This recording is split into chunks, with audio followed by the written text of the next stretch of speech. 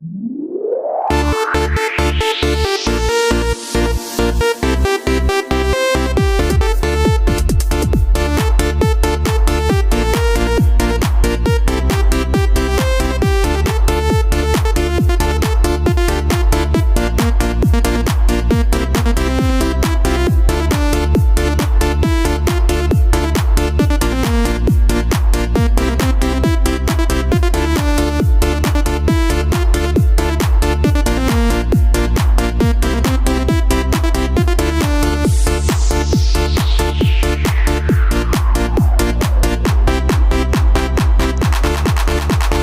le nói bangan do nói api habang pacingin nyala rayupi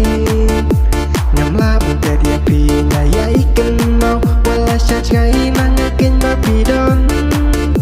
cùng tiêu của là bapu bom keluar kirong na kuatang bat bikin bangan don halakut syadem ngan kedut ia japi banyai do ringkat hadu bakut kisni. Ôi ai cần mẫu ya ngalapi don syach ngai tu bat yaki kula bangi laklai ai ba jingi jongi kan dap kan slai oh ai ba jingi jongi kan dap kan slai.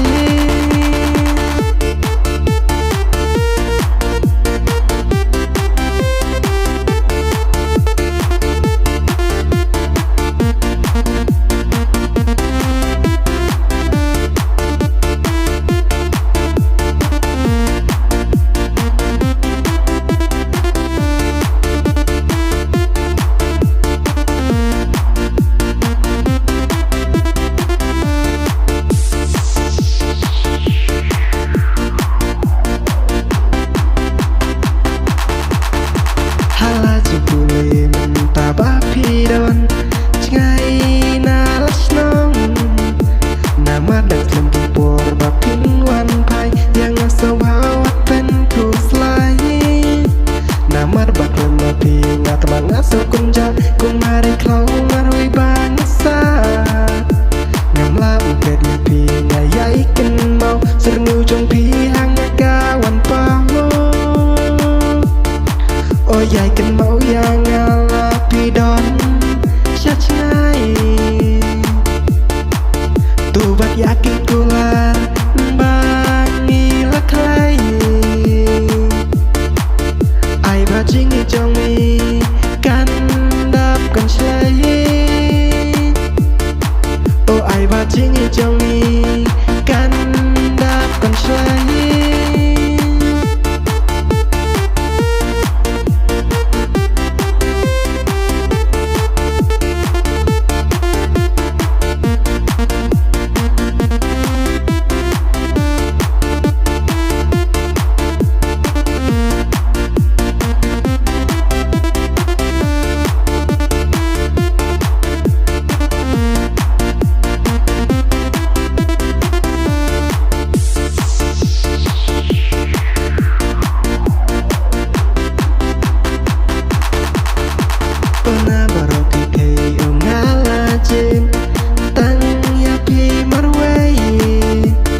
Bandon ringkat lembat nga hasitom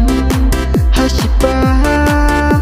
laikum kikidat si hanga pitaba wat mengmin nga rumah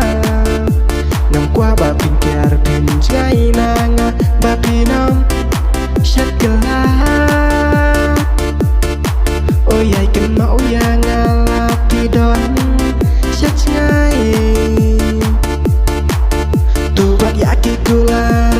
bangi laklai oh ai ba jingi jongi